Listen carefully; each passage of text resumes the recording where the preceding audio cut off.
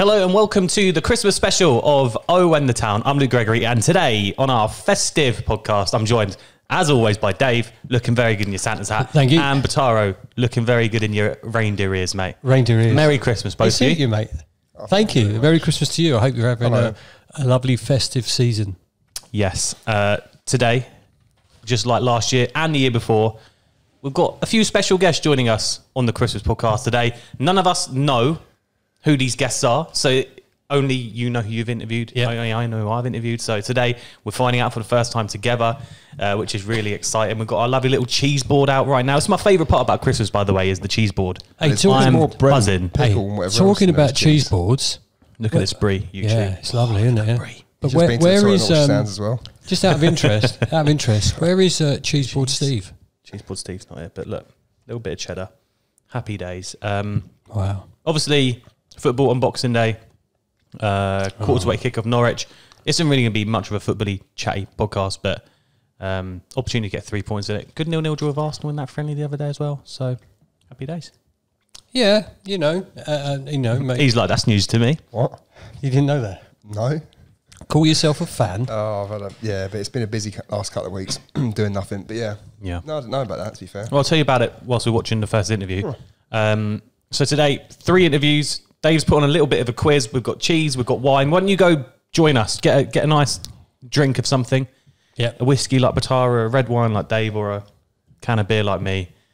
Get some cheese, sit down and watch these interviews. And I guess, Dave, we'll start with one of yours. Tell us your first guest, and a bit about. Okay, so last season, last year, I was lucky enough to get a couple of players, and I thought, what's a different angle to go with? What's a different angle to go with an interview, and maybe a behind-the-scenes look at someone who is a very, very passionate Luton Town Gary supporter. Sweet. No, not Gary Sweet, but I mean, Gary, if you're watching, Gary, you can come on anytime you like. And I just thought, we all know this guy because we hear his voice quite a lot. But do we know this guy properly? If you listen to iFollow, if you listen to radio commentary, you'll know that voice. You'll know some classic things. Okay. Here we go. We know who it is. I had a fantastic chat with Simon Pitts. Simon, thanks for coming along and joining on I Win the Town this evening. No problems at all, Dave. Great to be involved. Yeah, I think what we're going to do is we're going to open some advent calendars. So I want to see what questions are behind the doors for you. So if you'd like to pick a number between 1 and 24, we'll get going. Well, might as well start at the beginning and go with number 1 then. Question number 1, it's quite nice. When did your love affair with Luton Town start? So it started when I was a young boy back in the early 80s. My dad was brought up near Hitchin, so he was a Luton fan. And I loved football as a kid, so just followed in my dad's footsteps with following the Hatters, although we were based in Suffolk at the time, so I didn't get to many games, but I certainly remember, I seem to recall the Radiantic goal at Main Road that kept us up. So that was a fantastic goal, wasn't it? Yeah, I mean, it's one of those things, I've obviously seen it loads of times since, but I do just seem to recall remembering listening to the radio and hearing the news that Luton had stayed up because of that goal. And then my first game was in December '83. At the start. What game was that? What game was that? West Brom at home, the 18th of December, which coincidentally, obviously, the date of the Millwall game this year. 39 years since my first game at Kenilworth Road. And we all know the result of our first game. Mine was Luton QPR back in 1970, and it was a massive 0-0 draw. So what was the result of yours? And now I'm testing you now. So my first game was 2-0 against West Brom. It was Trevor Aylott and Brian Horton penalty, and Martin Yole, who later became the Spurs manager, he got sent off in that game. Wow. So your memory's good. Yeah. It's a nice little start, nice little easy one. Do you want to pick another number? Let's move up to number 7. Obviously, we know you as the voice of iFollow. What sort of inspired you to become a football or a sports commentator? So that all started when I was at university. I joined their student radio station as firstly something to do, something new. and presented their sports show. When I wasn't travelling to games, I presented their sports show for a couple of years and just really enjoyed it. Really enjoyed the broadcasting, really enjoyed obviously the football side of things and the sport, got involved in a few other bits and bobs. And then when I left university, I joined Hospital Radio locally in Suffolk just to sort of keep my hand in on that. And at the same time, Luton advertised for a commentator for partially sighted fans. So they'd got a new system. This was back in the 97-98 season.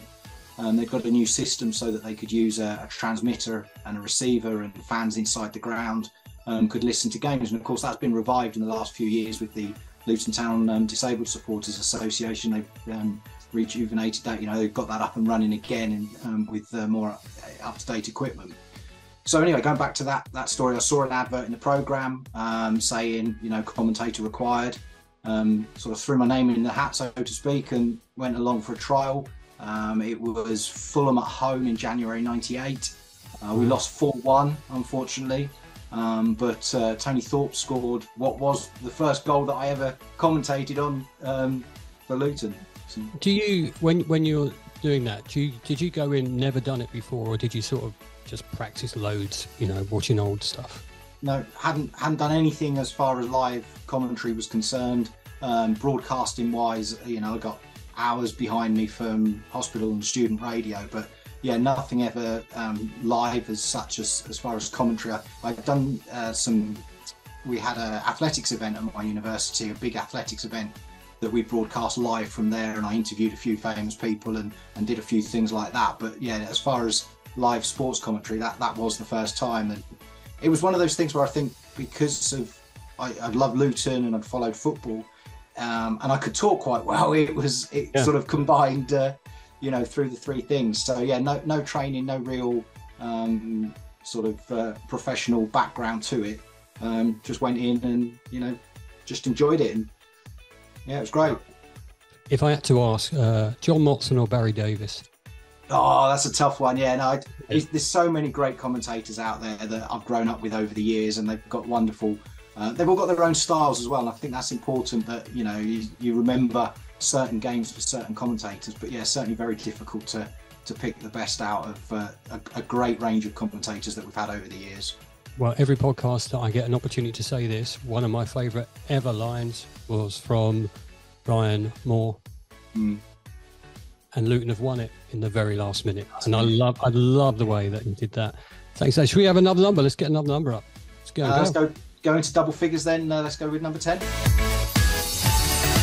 There's only one bloke jumping up and around in the press box, and that's me. We all know where that comes from, don't we? What's your favourite commentary moment? And clearly you said you lived in Suffolk, and I know that that's probably why you said that. So is that your favourite commentary moment, or do you have others? It's one of them. I mean, just for those that haven't put two and two together, that's actually from the Norwich FA Cup game when as non-league Luton played there, and of course JJ O'Donnell put the ball in, and there's Scott Rendell to fire home from close range, and that was a fantastic day. As I said, I was in Suffolk at the time. I knew friends that were and colleagues that were Norwich fans, and that was just an incredible day out. And I was right opposite the 4,000 plus Luton fans, so the YouTube video that you see that has got thousands of hits that are the Luton fans celebrating at the end, that's my video that was just fantastic to look across, and part of me wished I was in with the 4,000 enjoying the moment. I was going to ask that because I was in there, and we did well that day. When I look back now, I thought it was under the cosh for a bit, but we did well. And when that goal went in, it was like unbelievable. One of the top moments I've been a Luton supporter, and I've seen lots of games, but it was just an unbelievable moment. And then to cling on to the end was even better. Yeah, I mean, it was incredible. Yeah, and I just remember, so do you have, obviously we could talk about the Moncur goal. Yeah. I mean, Moncur with Harry Cornick sitting next to me was amazing. The other games that I pick out, obviously, the Keith Keane winner against Oxford, because that really kick-started things as far as perhaps people getting to know who I was and being aware of Diverse FM even more. Well, there's the thing, because I didn't hear that commentary because I was at the game, obviously. I didn't hear the commentary on Diverse either, but I did hear it on a national radio station, I'm sure. And I might be corrected here. I'm sure it was I think it was Talk Sport, if I'm honest. but it could have been 5 light. Doesn't matter. They said they were talking about passion, and they played that clip, and I'm thinking, who is this guy? Because that's how I felt that evening. So that's when I first heard your voice. Obviously, which I follow now, I hear it all the time. So the Keith King thing really sticks in my mind as one of those. The Moncur thing, the Moncur free kick at the end. That it's just your passion is there for everyone to see, isn't it? Is there any time when you think I should really hit the mute button here and just get on with it? You know, is there any time where you sit and you really want to say something and you can't because it would be wrong to be live on air? Sometimes the brain doesn't work quick enough, and you sort of get caught up in the emotion, and you say something. And the things like the Keith King moment, it's that's just raw. That's just happens because you can't script it. You're not to know that that's what's going to happen. So you literally on that day, you're just saying what comes out at the time. And I've said to a lot of people in the past, I am just a fan with a microphone at the end of the day. And there's thousands of other fans inside the ground that are shouting and celebrating, enjoying the moment as much as I am. And it's just what comes out at that time. Sometimes I have to listen back to remember exactly what it was I said during a goal, or I think, oh, did I actually say anything? And there's times when you sort of there are phrases that over the years you've got in your head, and they come out when something great like that happens. But other times it's just pure emotion and pure adrenaline that you've scored a last minute winner. I mean, Cal Naismith against Bristol City, Bournemouth has been doing the rounds. Has been doing the rounds again recently because of and things like that, and just the emotions of things like that. Everybody's celebrating. It's just I happen to have a microphone in front of me. Yeah, and sometimes I just think, how do you? If something's going bad, something goes super bad, where the rest of the crowd are going and they're probably not using nice language. How do you keep that in? Because I know for me, if I was sitting next to you, I'd have to really take my mouth up at times, because you get super passionate and you go, bleep bleep ref. How do you not do that? Because because you are a fan, and it's really apparent from your commentary you are a fan, and I think that's great. How do you stop yourself from? Is it just? That's certainly difficult, especially with some of the referees we've had over the past few years at times. But I mean that's got slightly easier the longer it's gone on, because when I very first started commentary, I was still going to away games as a fan and on the terraces and shouted out and able to say almost what I liked as far as that was concerned. But and then you went to a home game and you had to do the commentary, and you had to obviously be more careful as to what's said and how it comes across. And the other thing to remember is that I'm now providing a service for the football club. So that's important, that there's that professional element of, you have to be careful about what you say. And I remember years ago getting reminded that the referees did get copies of match tapes, and therefore, could watch back and listen to what I said about them. Oh, wow. I didn't know that. One of the funny stories, when Joe Kinnear was in charge, at one of the end of season dinners, I got talking to him, and he told me that I'd actually made an appearance at his disciplinary hearing from when he got sent off that year when we lost at home, and there was a contentious offside decision. And of course they'd used the match video in his disciplinary hearing, and there's me saying, come on ref, that's miles offside, have they not seen it? Well, I'm sure Joe thanked you for that. Do you want to pick another number? Well, we're on a roll. Let's pick another number. Let's do it. Okay, let's go with number 14. How do you prepare for a match day, and how do you know all the other? I mean, I know you have a team sheet. I know that. But how do you remember who they are? Quick glances. Do you have a little earbud in? Is there someone helping you, or is it just yourself? No, it's just myself, and sometimes obviously a co-commentator there. So as far as preparing for a game, I mean, the work starts during the few days building up to it.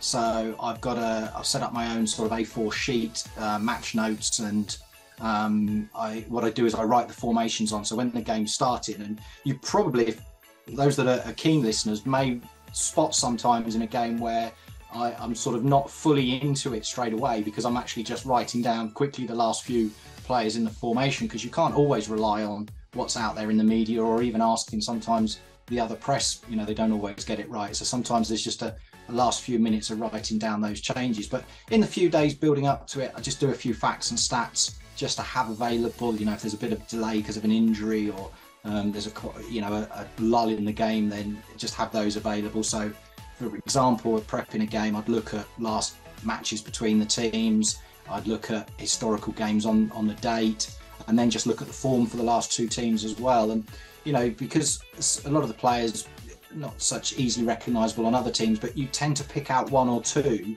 and then build the game from them. So there's certain defenders that will stand out fairly early on, or there might be a midfielder that's involved. So you use those as your key players, and then looking at the formation, pick out one or two others that you soon recognise who they are, and whether they're having a big input in the game or not. And sometimes players stick out because of haircuts or boots, or something that just makes them stand out. But there's other games where you can go a long time without really commentating on a player, and then you suddenly have to think, oh, who is it? I've not really mentioned him much, but after a while, I find by the end of the game, I can probably recite the 1 to 11 starting 11 from the numbers, and the names come quickly then. At Luton, I don't think you do, because are you up on the gantry, or are you in the director's box area? No, I'm down in the press box now. Since we got back into the Football League, I've been down in the press box. Yeah. So is there monitors there? Because, when I'm standing on the stand, even where I stand in the bloody place, I can't see names on shirts sometimes. No. No monitors. So I do have a tablet that some games that I'm able to use to get coverage and just help me out, particularly more for replay. So, especially during the COVID years when I was on my own and, I knew so many people were watching, it's difficult sometimes from the angles or from the distance that you can't always see exactly what's happened. So just to have that benefit of a replay, and then sometimes be able to correct yourself to say, oh yeah, got that one wrong, or no, that confirms what I thought I saw. And then at other games there are some bigger monitors at some games that help us out. But there's some grounds where the numbers and the names on the back of the shirts, the colours and whatever, just are an awful mix, and it's an absolute nightmare. So you do rely on players being in positions that you've got on your match notes. Sheffield United comes to mind with those ones. Their shirts, I can never see their numbers. We've got time for one more, if you're okay with that. Let's go right to the end then. 24.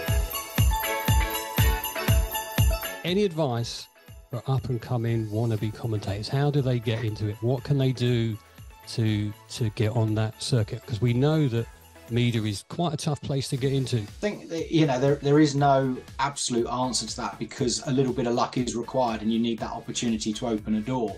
So whatever you do and however hard you work, you still need that opportunity to come along. And I was very lucky that I was at a game, I saw the note in the programme, I applied, and was fortunate enough to get the position of a volunteer commentator back in the late 90s, and it just snowballed from there, and the opportunities have arisen from doing that. However, I did put in some work. I did a lot of volunteer hours before that to sort of build up the experience and build up the confidence. And somebody once said to me that broadcasting is just imagine you're talking to your best mate. You're sat in your lounge, or you're sat in the pub and you're just having a chat, and that just gives people the confidence to come over naturally. As far as broadcasting is concerned. But then I went to a couple of local radio stations. I did some sort of work experience, and that was the opportunity for me to just get the knowledge and the understanding of what happened behind the scenes. And then, as I say, just when a door, the opportunity came along, just do your best and work your hardest, and you hope that fans will continue to enjoy listening to you. And I was grateful for the chance that Diverse FM and the club linking up when they did, when we were in the non-league, then raised the platform. It became worldwide then on the web, and then of course that's progressed to iFollow as is now, and the commentary being available to fans around the world there. But just to any advice to anybody young or up and coming, just keep at it. Don't be despondent if things don't work out straight away. I'm a firm believer in things happen for a reason. Just keep plugging away and just getting your name out there and get some experience, and things like podcasts and things like that. I know a lot of people do that as their starting point, just to build up what they're doing with broadcasting. Brilliant. Simon, really thank you so much for your time. It's been lovely talking to you. Have a fantastic Christmas, and let's hope the Christmas period is really good for Luton Town. Thanks very much, Dave. It's been a pleasure, and Merry Christmas to everybody out there too. Very well done. Thank you. What a lovely man That was Simon for Pitts Simon, is. not for you, Dave. I mean, Can I just say, I already knew how lovely Simon was, having Yeah. worked with him for a year when I was at Luton. But but what a lovely Simon, man. I have to say about Simon is we spoke a lot more before and after, and it was just a brilliant conversation. And you know, he is the voice of Luton Town, and I follow. He really is, and you know, and you can tell how passionate he is about our club, and it's brilliant. And good luck to him, and thanks for coming on, Simon. I had a fantastic time talking to you. Well, you say the voice just on iFollow, Dave. It's not just the voice of iFollow. He's, like you say, he's been through like the whole radio station side of it, everything really. Yeah, and you know, remember diverse and everything else. So, you know, he is the one though that is the official Luton Town commentator now, and you know, what a nice Good on guy. him. What a really, really nice guy. Absolutely had a great time chatting to him. We've also demolished half a cheese board in them 20 minutes, but no, really good. Before moving on to the next one, we thought, what a good idea to do a little bit of a quiz as we're going. You can play whilst you're listening or watching right now. So Dave's going to hit us with a few questions now, a few questions in There's the your next pen, break though. and a There's few your after pen. that. Oh, thanks. I haven't got that's many. good. It's not. Listen, to be fair, boys, it's not many questions. I'll give you the answers at the end if that's all right. Can you give me the answer now? Because I'm probably going to embarrass myself. So No, it's a that'd be Christmas. helpful, thank Listen, it's a Christmas quiz for goodness sake. There might be some football stuff in there. There might just be Christmas stuff in there. But my first question to you guys is: Yeah. which country started the tradition of putting up a Christmas tree? Oh, well. Well, would you like some options? Is it multiple choice, is it? This one can be multiple choice. Oh, go on then. Dave, can I just say, if these are all Christmas related or whatever, I am absolutely done and I may as well just sit out of this one. No, it's multiple choice, Pataro. You can just go pick on one. Oh, come on in. Give us the answers. So, which country started the tradition of putting up a Christmas tree? Is it Norway, United States of America, Germany, England, or Denmark? Bloody hell, how many options do you want to give? I was going to say Argentina, so I'm very wrong. Well, so Norway, USA, gonna Germany, England. Don't say what you're putting down. Or Denmark. I'm going for Denmark. Don't say it. Well, I've gone the opposite, so it's all right. Okay, don't worry about it. So, listen, here's the second question. Here's the second It's out of question. them too, though, surely. In the movie Elf, Yeah. because you both love Elf, I know you do, you're that era. What is the first rule of the Code of Elves? I know this. Batara, you've never watched Elf. You're not telling me you've never watched Elf. I've watched it. I've watched it a few times, but I'll be honest, every time I've watched it, I've been off my face. So And this next one, you just need to think about while we watch the next video as well. And make sure you're writing your answers down as well if you're listening or watching right now. Yeah, but this next one, when you're watching the next video, No you, cheating. you can do the maths. Okay. How many gifts in total were given in the song The 12 Days of Christmas? Oh. So I'll let you work that out. Oh, hang on a minute. That's, No. Okay, yeah, okay. okay, cool. Yeah, it's fine. Okay, you need to work it out. It's quite a lot. It's quite a lot. You need to work it out. I don't know if Hang I on can a be minute. bothered to work that out, but I'll see. Look, it depends how boring your next chat is, mate. So if it's really boring, we'll have the correct answer. If not, it might be wrong. How dare you say that? Talk us through your next chat. Who you got on? Well, this next one, do you know, like last Christmas, not the George Michael song, but last Christmas when we did a podcast, I spoke to the man of the match from the 1988 Littlewoods Cup final. Dibble. And I thought I would... It's a Dibble, yeah. Andy Dibble. And Andy Dibble was brilliant. And what I thought was, let's get another member of that squad Oh, and have a chat with him. So, when you think about the squad, maybe you don't think of this guy straight away. I mean, me and Bataro don't probably think of anyone. No, well, you don't, but you should. But you should. All right, and let- people, let the man people, speak. Okay, sorry, come yeah, on, sorry. yeah, stop it. Let the man speak, go on. People my age and people that were there would know the squad. They'd know the team. They'd know who started. But a lot of them wouldn't think about this guy. So I had a really good chat with Rob Johnson. So joining me on our Christmas podcast today is former Luton Town player Rob Johnson. How you going, Rob? I'm fine, thank you. It's really nice to be here, and I'm looking forward to having a chat. Yeah, me too. Just when I think back to when I watched you at Luton Town, I remember the hairstyle and the tash for a start. However, you signed for Luton when you was 17? 16. Yes. 16. So From how did that come about? Well, I was playing local football in Bedford, and nothing really was happening for me on the professional front, so to speak. But then Barry Fry took over Bedford Town, and I had always been training with his father, Frank Fry, who was almost like a a father figure to me, really. And he'd always been training me. Took me outside training when I was little, taking me for 3 mile runs and things. So I never met Barry before, even though he played for Manchester United, England schoolboy, and lived around where I lived. And but Frank then took me along to Bedford, and I had a trial with the youth team, got in the youth team. I started and I played in the Southern League for the first team when I was 15. So I got some attention, and David Pleat was one of the people that came along and eventually signed me as an apprentice. So you had a full-on apprenticeship, I suppose, old-fashioned type apprenticeship at Luton, getting the boots and things like that. Was that the thing when you was there? Yeah, it was very much so. I mean, when I first went there, John Moore was the youth team coach, and I always remember the first thing I'd never met John before, and I walked into the dressing room, and we had to look after the kit, clean the boots, clean the dressing rooms afterwards, make the tea. We used to help out on the stadium as well. Wow. Doing the weeding on the pitches and stuff. But John sent a message. He'd sent a postcard to all the new lads. He was away on holiday, and he said he was really looking forward to meeting us all. And he was a bit of a shock to our system, really, because he was a hard taskmaster, but always very fair. And John was, always a gentleman anyway. But so my first few months at Luton were quite an eye-opener for a young schoolboy, really. And as a schoolboy, you're thinking, oh, I've made it, right? Yeah, got my professional contract or my apprenticeship, and then you get a couple of injuries. I think was it knees? Was it knee injury? Yes, I did. I guess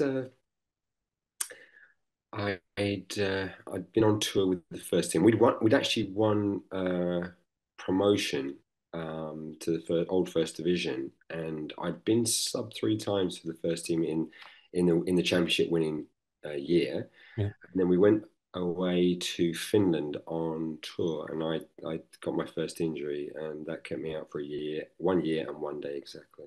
Wow. So and then I came back and I played at Sunderland, and I got another injury, same injury to the other knee, which is anterior cruciate reconstructions, Wow. which was pretty unpleasant at the time. But that would be a bit sort of devastating at the time. You think I'm just getting onto that career path, and then this happens because you're still quite young then, aren't you?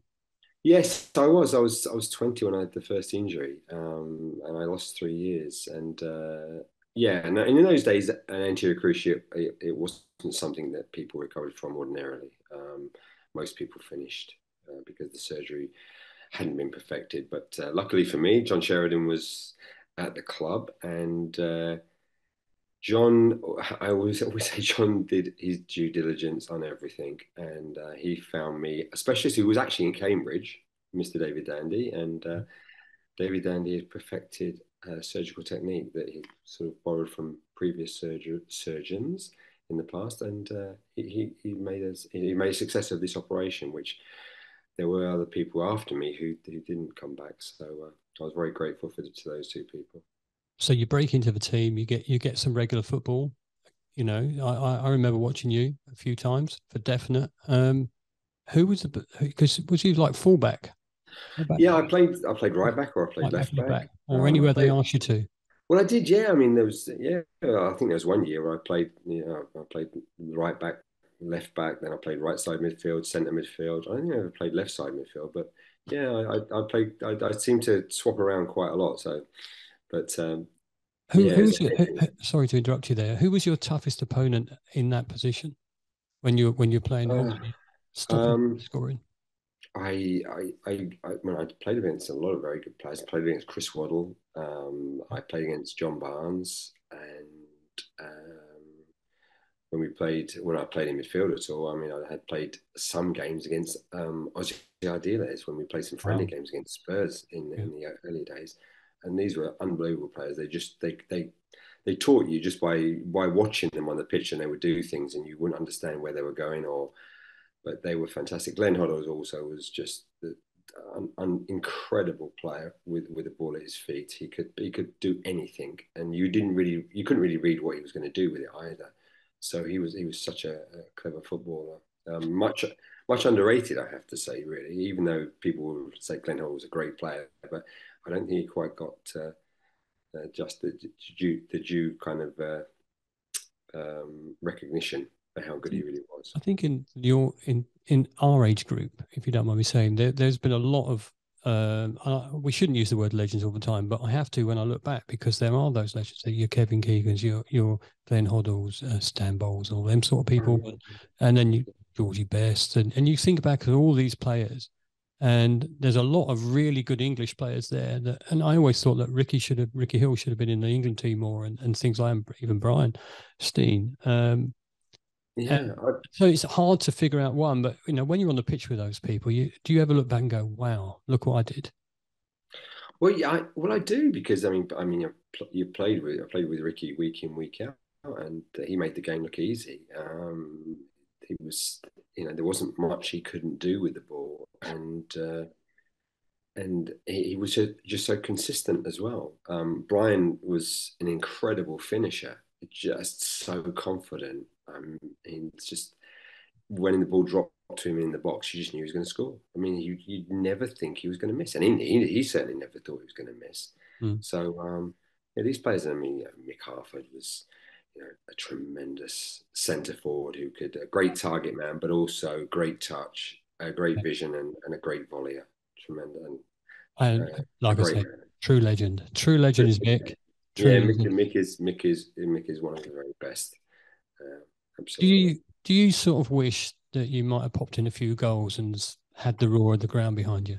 Yeah, it only happened once for me. And it would have been nice. It would have been. I used to, when I played midfield, I did used to like to get a shot off or two, and but it's it just didn't never happen for me. So So you said it happened once for you. Do you remember what it was like? Do you remember that? yeah, it was Burnley. It was Burnley in the League Cup, and or the old Littlewoods Cup, I think. Yeah, Littlewoods Cup, and it took a deflection, but it It was doesn't great. matter. It was great. It was great to hear the crowd. Yeah, it was absolutely. Never dismiss the Littlewoods Cup, because you, in your history of playing for Luton Town, have that in the bag.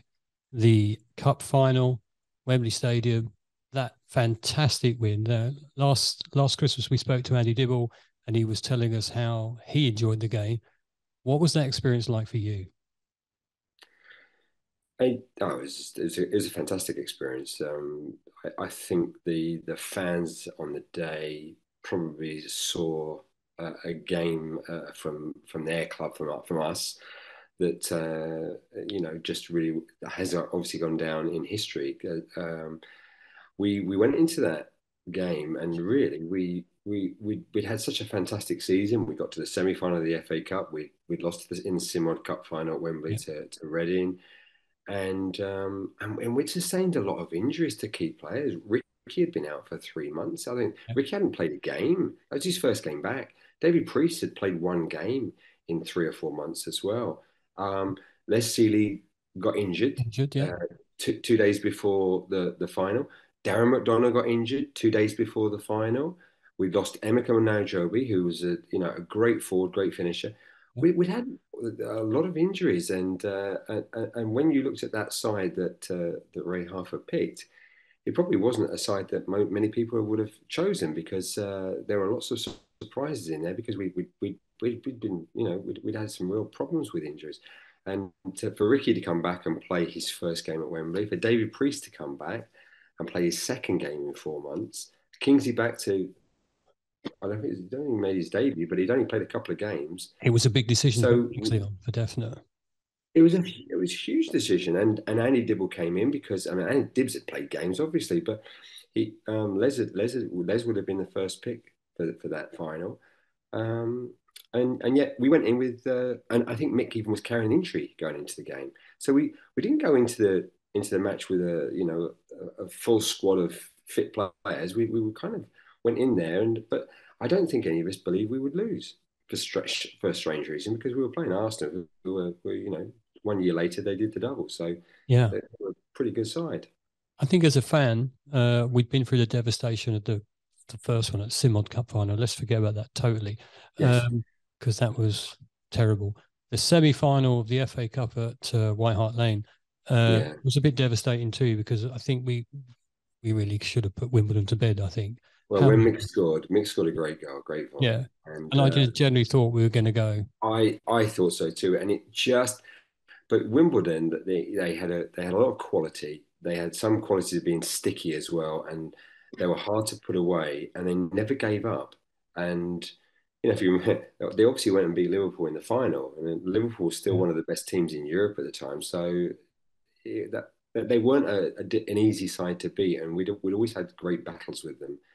But that day, I thought we'd rode our luck for the first half, and then we went in front, and I thought, well, we're going to win this now. Of course, you can never think Yeah, like well, I've never forgiven Dennis Wise, so end of story on that one. that. But No, I know. if we go back to the best one, that the best Littlewood's Cup final ever, League Cup final ever. When I was talking to Andy last year, I was saying, as a fan, I'm standing there. This is the most glorious moment, and we go one up, and you don't Yes. expect that, and we're playing super football. Yeah.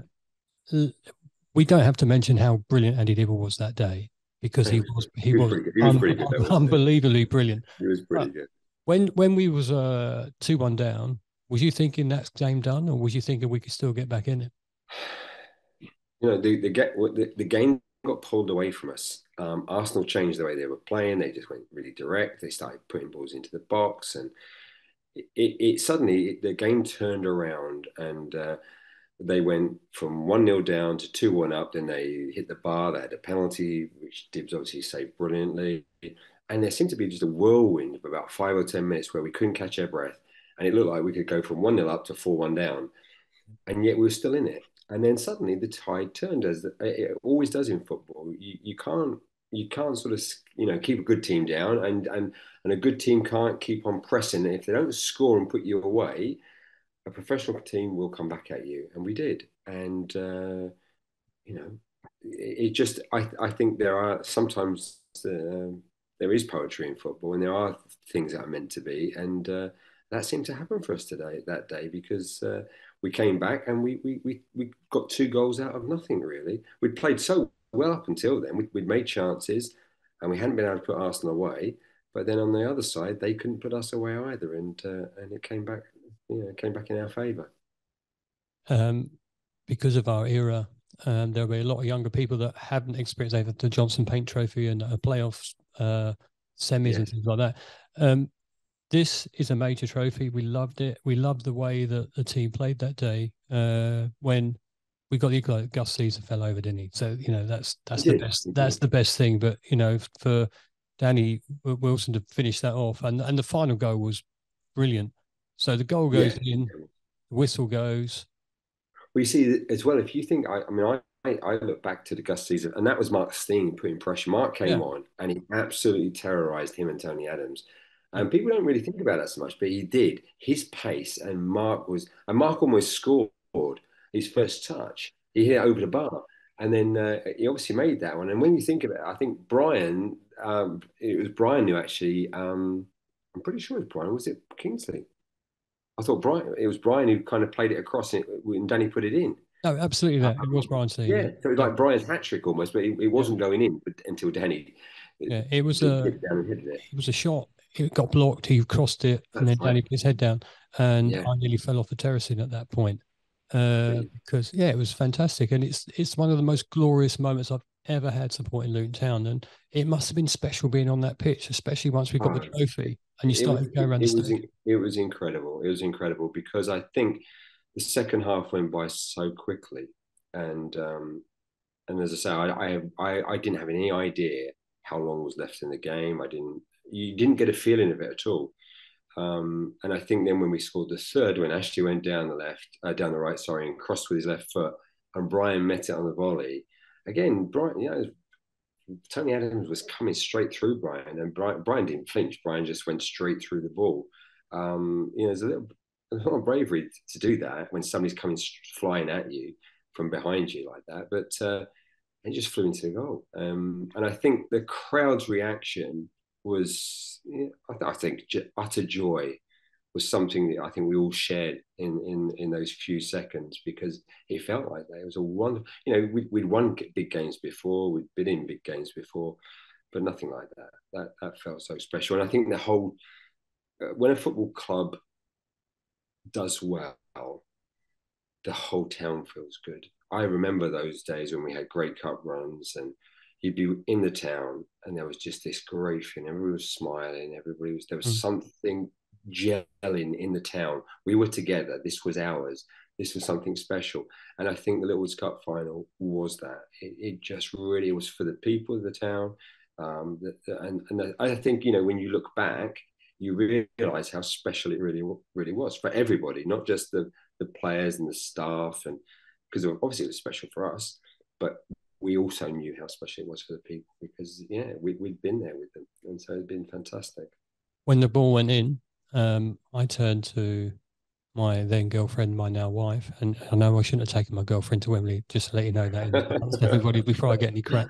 And I said, "We've won this now," and she went, "What do you mean? That's it. The game's over. There's no way they've got time to. If you're going to score a winner, score it then." What have you done with your winner's medal? Where is it? Have you put it away somewhere safe, or do you not know where it is? It's here. It's in my home here. It's Billy's. I've given it to Billy. I mean, it's up in a. It's just up on a shelf somewhere. Is it? So, well, didn't they give you a little trophy? Wasn't it like a replica, almost a mini replica of the trophy itself, or was it a medal? Do you want me to get it? Well, if you've got 30 seconds, that'd be cool. I've got it. I'll give it. So my little boy, he likes to. It's a miniature trophy. Wow. How amazing is that? Yeah, it's a real beauty. I mean, it's a lovely thing. It's something that you're going to put out more than you'd put out a medal, isn't it? Well, it is. It's nice. I mean, my little boy likes to. He plays football now, and for the local professional team here, and he likes to. He goes out into a garden and he's a typical boy. So he's playing a game and he's winning. He's playing with Messi, or he's playing with Ronaldo, whoever he's playing with, and he's scoring the winning goal. So he likes to take this out and parade it. And so it's how long before you send him over to Luton? I had a chat with Gary about it, and it would be nice just for him to experience. There's an academy system over here, and he does a lot of training. He's only 8, he'll be 9 in February, but I'd like him to come over and experience a bit of English football, training with some young boys because he speaks English, he's bilingual, so it'd be something nice for him. But yeah, I'd like that very much. Well, I hope for your sake he's as successful as you were for us, and I really appreciate your time. I know it was a big ask for coming on. I've really enjoyed chatting. I could probably chat for another hour, but as time constraints go, I better say, Rob Johnson, thank you so much for coming on the podcast today. It's been a pleasure. Thank you very much. Round of applause, everybody. Very well done.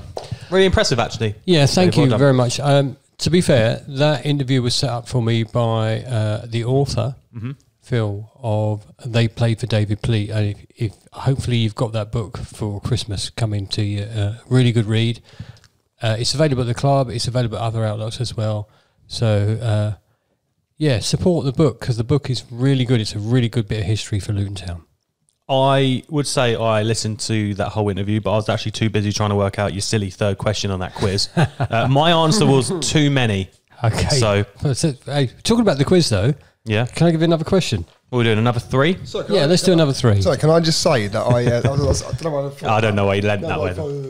Go on. I've got a bad back. I'm still trying to lean that way. Come on. Never mind. Hello. Microphone. Hello. Basically, I've tried to work it out. Yeah. And I kind of give up after about 10. But I went for a guesstimate. 344 on that question. That's what I'm going for. Well, I won't give you the answers just yet. And it's got to be close, pretty sure. Okay, so here goes. Christmas question number 4. Go on then. 3 of Santa's reindeer's name begin with the letter D. What are they? Disaronno. Dunce. Actually, wasn't that one of them? No, it wasn't, was it? No. Okay.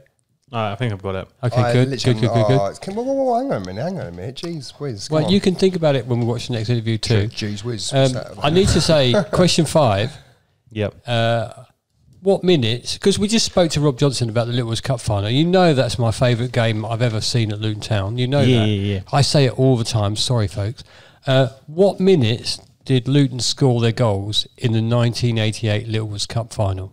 I have no idea. And you know the last 2 were quite late, and the first one was quite early for you young people. So were there 90 pluses back in the day? Would that be like 90 plus something? No, it wasn't 90 plus anything. Well, so 90th minute then. 90, 88, and 32 maybe? No, early first goal, late second to 6. That's what I'm going. Okay. And What? okay, I've got one more question for this one. Go on then. Where do FC Santa Claus come from? I can give you some options if you'd like them. FC Santa Claus, did you say? Sorry, Dave. FC Santa Claus. No, I'm just going to guess. Just going to guess. I'll give you some options. No, I've guessed. We've got the options are If Iceland's not an option, then I'm wrong. Norway, Yeah. Lapland, Denmark. Or Iceland. It's Iceland then. Sorry, I'm happy sorry, can you repeat the question, please, David? No, you've just thrown Iceland in there because I've said it, in you? No, it's somebody's. All right, well, if you're playing along, Sorry, Dave. Sorry, no, hang on a minute, mate. Can you repeat the question, please? That's what I've asked for. Where do Repeat the FC question. Santa Claus come from? Norway, Lapland, Denmark, or Iceland?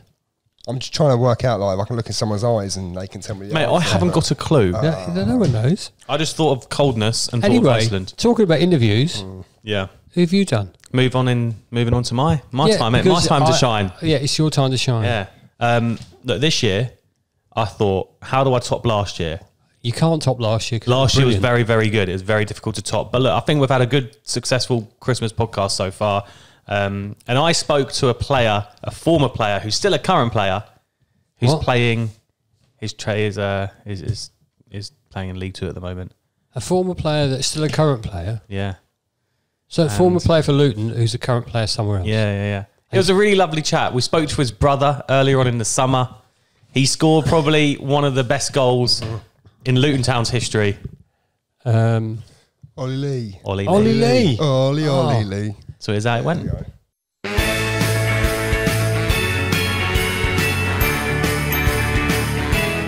Best game. There was a lot in that League Two promotion season. There was a lot. I think probably the Cambridge game when I scored the goal. We had a good day. Or I was thinking Stevenage when we done them 7-0, was it, something like that. We lost count of scores a lot of times that season. But yeah, that whole season, to be honest, was a great season to be a part of, and it's a real highlight for all the lads involved, I think. That was a season where it seemed like teams coming to Kenilworth Road really feared us, and it all started with that Yeovil game, first game of the season. We scored 8 past them, and I think every Luton fan that day never turned up thinking we'd score that many. You got yourself on the score sheet, your brother got himself on the score sheet. What do you remember about that day? I remember we went 1-0 down. I couldn't believe it. I remember thinking, like, we knew we were on something good that season. Like we had a lot of good players that year, and we knew there'd be something. But when you go 1-0 down, you're a bit like, oh, first game of the season, one that shouldn't be happening. And we just sort of clicked into gear from there. I think, did Macca score the volley? Did that get us going? Was that in that game? Yeah, unreal goal. Yeah, and then we just we just clicked into gear from then on, and we were all chipping in, goals were happening. I think Colo got a couple, didn't he? Shin set him up, I think, and and then I set my brother up at the end as well. So it was like it was the dream day, really. Like, it couldn't have gone any better, and we just didn't look back after that. What is it that makes, you just said there about you kind of knew you had it that season, and we've spoken to players in the past from that season that have kind of said the same thing. What is it that makes you go, yeah, we're a proper good team this season? It's hard to put your finger on. Like, we had good players, like that. Obviously, that always helps. We had good players, but like a lot of people have said, from that team and the way they went back to back as well, it was good lads. Like, everyone just enjoyed coming in every day. I think it's all credit to the gaffer there, Nathan Jones, and creating that environment. And I think at the time we probably took it for granted of what they were putting in place and how we all bought into the idea, and we all wanted to get better and we all wanted to improve. And it just, like I said, it all just clicked into place for everyone on the pitch. I think you look at the whole team, everyone went on to do better things, and to be able to kick on, whether they're dominating League One, Championship, they've done all their, I think, Premier League moves, like, they've done unbelievable stuff. So it was just a great time to be a part of it. I think this is going to be a pretty obvious one, but you know, it might be different. Yeah. But No, it's definitely the Cambridge goal that lives long in the memory, and that it gets. I like it when it's on this day every year. It pops up and I get to talk about it again and rewind the years a little bit. It was such a good goal. Everyone talks about Danny Hilton's knee slide at the keeper when he goes, I was just going in to tap it in case the keeper parried or hit the bar or something. But just everything about that goal, just Just what even made you try it? Like, why did you try it? Do you know what? I just remember looking up, and it felt like the goalie was like right next to me. So it was like, oh, I have to try this because he's there. Like, and then obviously when I looked back, I was like, God, I'm really far out here, and he's not that close to me. But I just remember nicking the ball and thinking, oh, you've got to shoot, like you can't not. And I remember Hiltz was screaming at me to pass it to him. And obviously the season he was having, he scored quite a few goals, but I didn't want to pass it to him. Yeah, so it was just one of them moments that is sort of, you get it in your career if you're lucky that something, you try it and it pays off, and it's, yeah, it all fell into place nicely for me there, and it was a real great moment. I think what I love about that goal as well is in 2006 when I was a kid and Alonso scored from his zone that half for Liverpool in that FA Cup tie, and everyone was talking about how that was the greatest goal ever, and we didn't have a keeper in goal. It like kind of bounced and rolled in, but yours just seemed just to fly in. It's like, I think it bounced once or something. It just was so perfectly struck, and you'd won the ball back as well. Yeah, I just hit it. I hit it so cleanly. It's one of them when you know it's got a chance. And I thought it was maybe, I remember watching it go over his head and thinking, oh, don't bounce over or something like that, like something stupid that's going to happen there. Like just let it be, let it happen. And yeah, for it to go in, obviously it was a great moment, because I remember when my brother signed that summer, and I remember saying, I'm going to try it this season. I'm going to try it, because I'd always had it. Like I'd seen the Xabi Alonso goal, I'd seen Charlie, I'd seen all these people do it. I've always thought, oh, I've got to try it. I've got to try it one day. Like, what have you got to lose? Give it a go. And lucky for me, it's come off. It's never come off since. So I was glad I got that one moment.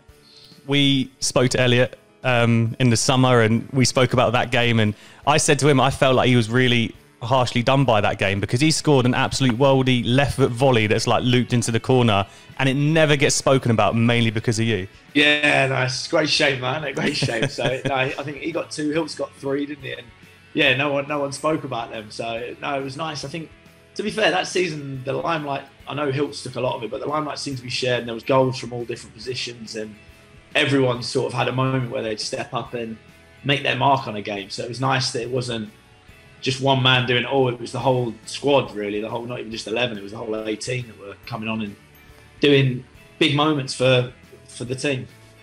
A couple of other goals I wanted to mention, and you mentioned big moments. The 2 goals I've written down here. The winner away at York City when it was 2-2 going into added time, and you've kind of dribbled through 4 players and put it in the bottom corner. Unreal goal, that. And I feel it's one that maybe we forget about now as fans, but when you look back at it, it was a brilliant strike. Yeah, no, I remember that well. I've actually got a video recording of that on my phone. Nice. I see every now. And that was a good goal. I remember I think we played terribly first half, and we got abused by the gaffer at the time, and it wasn't going well. And then again, it was one of them things. I think some of my best moments have happened when you sort of switch your brain off and you just do things naturally. And like you look back and think, oh, why was I even dribbling from there? Like, I'm not really a dribbler. I was like, I just kept going, and space opened up, and that was a real nice goal. That was one I was really pleased with. And especially in the last minute of added time. Another big moment, the goal that won us promotion to League One, the goal away at Carlisle, 1-1. What a day that was. Incredible day. That was another real moment that sticks out in my mind, and I've got such fond memories of my time at Luton. But that was it was nice to be the player that scored the goal to get us promoted and get us on that upward curve as such. Like, again, it was another tough game, Carlisle away, and it wasn't quite going for us, and then we made it happen. I remember after the game we sort of stood there waiting, we like shouting at the fans like, is their game over? Are we done? Are we up? Are we not? And it was just so good. It was just such a good day. It was such a good season throughout. Like, they are the memories you look back on and you really cherish them. And obviously that came after the heartbreaking season beforehand, and for Nathan Jones and the squad, it must have been such a relief just to get over the line. Maybe not as champions, but just over the line and into the next division. That's it. Yeah, I think it's a shame that we didn't go as champions. I think we were comfortably the best team in that league, but obviously the league doesn't lie, and Accrington did well. But yeah, I think bouncing back from the season before, when I think we could have done it the season before in the playoffs. Obviously anything can happen, but probably should have beaten Blackpool, and they ended up going and winning it. And look at them now going strong in the Championship too. So we knew we were building something, and it was nice to. I remember when we lost to Blackpool, we could hear them in the change room next door, and I remember the gaffer just saying, "Oh, remember this feeling, like don't have this feeling again." And that sort of stuck with us, and we just it was never going to be that feeling again. We was going to be the ones cheering and celebrating. So he done very well then. We've had some good players. I think for that season, Hiltz was on fire. Like, obviously, Hiltz was the talisman as such, and he just seemed to be doing things that I don't even think he knew how he was doing. They were just everything was coming off. Like, he just was in that zone. And so I'd probably say Hiltz for that season. But obviously, we had JJ, who we knew was just going to be top class. I remember playing him when he made his debut against Villa in the Cup, and they had Grealish and a few others playing, Ross McCall, like good, proper players. And I remember saying to Ford, "Don't worry, like you're ready for this."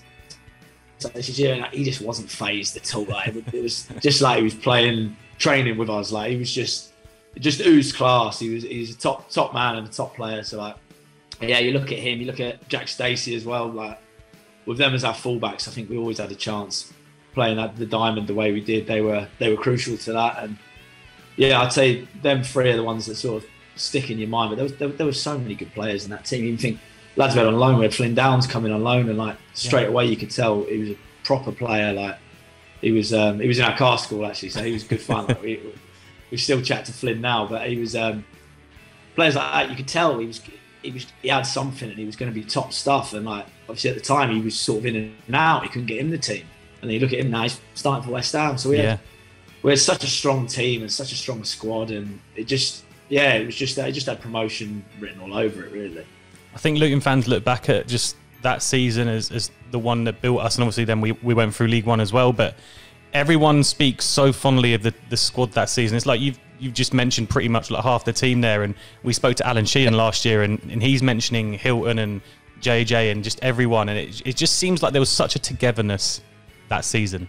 It was everything, and like I said, I think we probably took it for granted because then since leaving, I've never found anything like it either, and I bumped into all the boys actually on their Christmas do at Winter Wonderland last week, and it was like we'd never been away. So I'm like with Glenn, Bez, Potsy, Pelly, they're all there. And like even Luke Gambin was there with the other team. Like we're all just together, and it was like Cornick, like everyone's there. Everyone has that memory of together. So it's like, although you don't see them for so long, once you're back together, it's just back at it, and it's what we had that year was special, and it's been so good to see the lads kick on and now to be established championship team and in the playoffs last season with still a majority of the team that were there in League Two. And I think it speaks volumes for just how good we was and how good the recruitment's been at the club and how well structured the club's been. Oh, the atmosphere.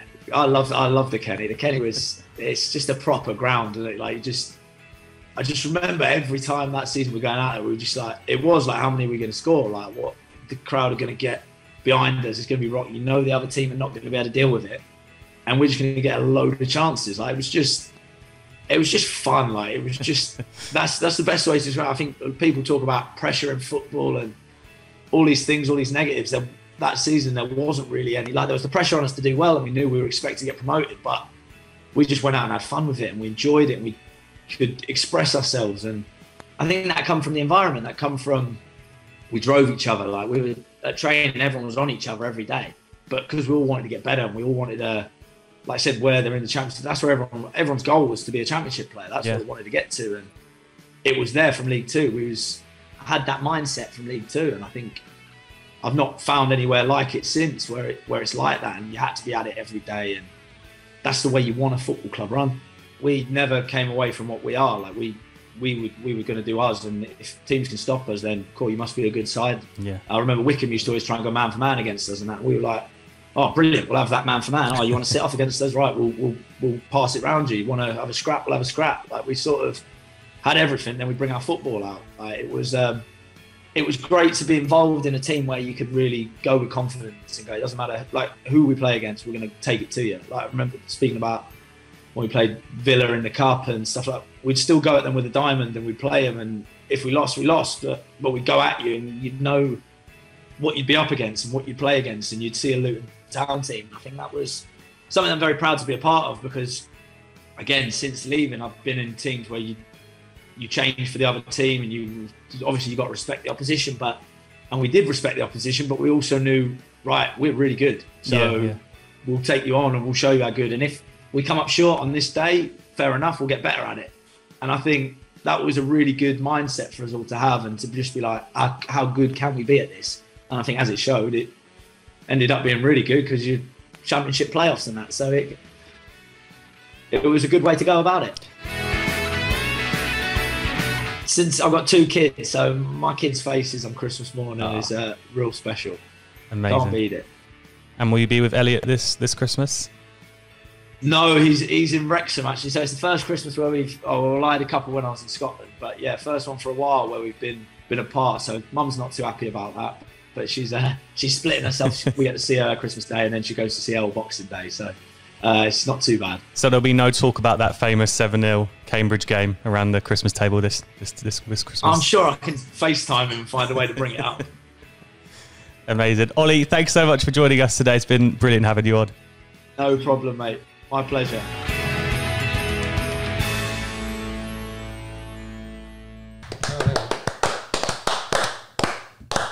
Very good. Very good. Loved that one. He's a good man, isn't he, Ollie Lee? Oh, do you know what? He still's got a lot of affection for Luton, hasn't he? Yeah. It's nice to hear. And obviously the score of that unreal goal away at Cape. Are you struggling there, Patara? Just carry on, mate. Go on. I'm listening to you. I'm taking the amazing goal against Cambridge is definitely a highlight. You look back on and go, wow, what a day, what a goal. Why did he even attempt it? And what a time to be in the stadium watching it. Yeah, I wasn't there that day, unfortunately. Was you not? No. Hey, I was. But the York away goal as well, I thought was definitely an underrated goal, which needed mentioning. The goal that sealed us promotion to League One away at Carlisle. Yeah, to be fair, I mean, I think you know at the time, Greg, I was a massive fan of Olly Lee. Yeah.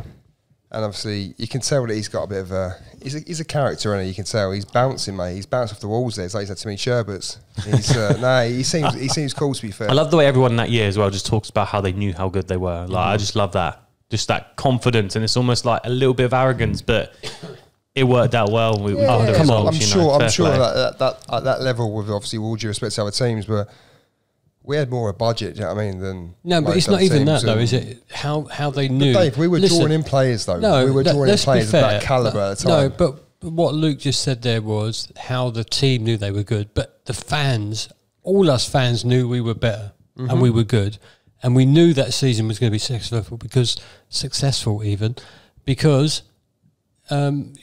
just got that feeling that was our season, and we were good. You know, despite the 7s and the 8s and whatever else, we were a decent team then, and it was brilliant. And also, the thing that pains me, obviously, Olly Lee said there, he said that obviously, you know, he might have come second to Accrington in League 2, but we felt like we were the better team, and obviously, but the table doesn't lie. You're right, the table doesn't lie, but I think we all felt the same thing. I felt table like did lie.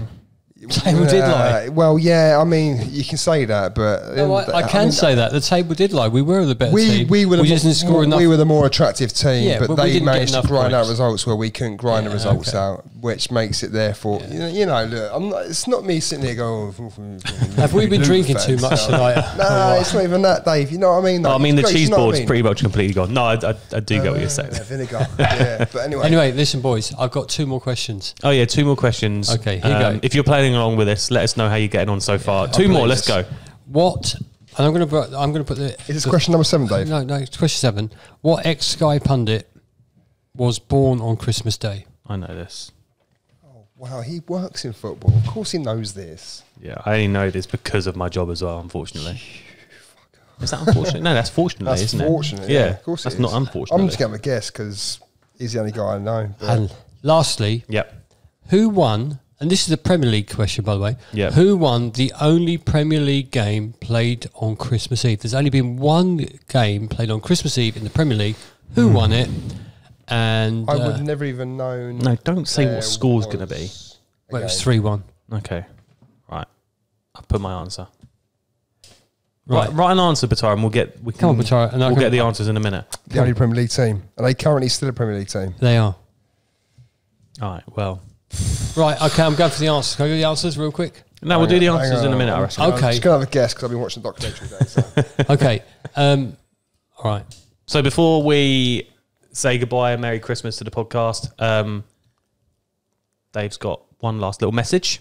Yes, I managed to speak to a friend of the podcast, and Mark Crowther is going to do something really stupid. I think stupid. I think stupid. Fair play to him. It's incredible. But bloody amazing next year. And he's looking for your support. And I had a quick chat with him to talk about what he's going to do. Mark, you're on now to tell me something even madder. What are you going to do? Hi, Dave. How are you? I'm very well. What are you up to next season? Are you, firstly, a real Mad Hatter? I am Mad Hatter Mark. You're not above. So tell us about your new challenge for this next year. So really, I thought, well, how can I?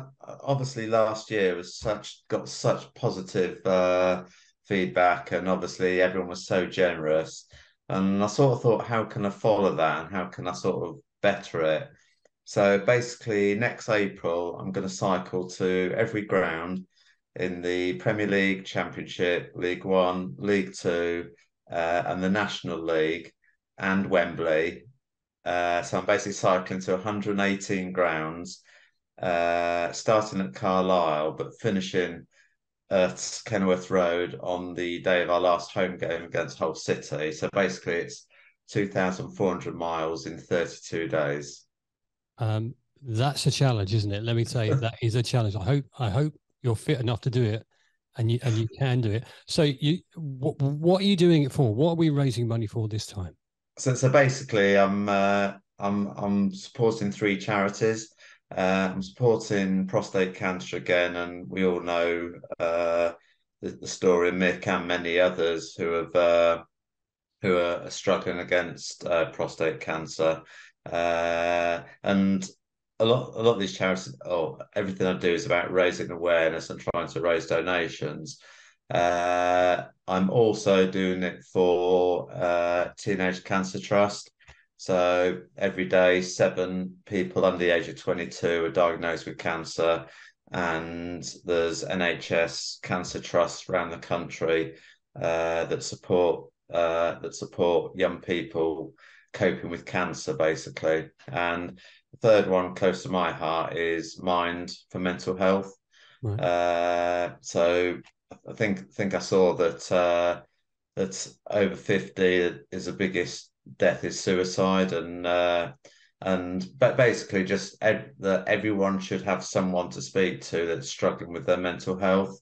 No one should sort of face it alone. And through the centres that Mind have set up and that work throughout the country. So basically, I just wanted to, and obviously I've got my own personal experiences of struggling with mental health. So basically, the ambitious target is to try and raise 30,000, 10,000 for each charity. So that's my aim as I cycle the length and breadth of the country.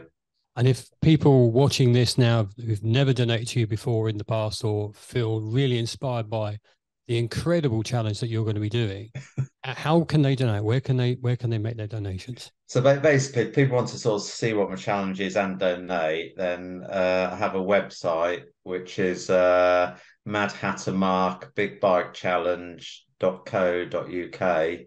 Or if you just want to donate, go on to justgiving.com/team/Mad Hatter Mark Big Bike Challenge. And all the details are on there. But yeah, by all means, visit the website, see my schedule, see where and when I'm going to be. And it'd be great. Maybe come out and have a wave and give you some encouragement on.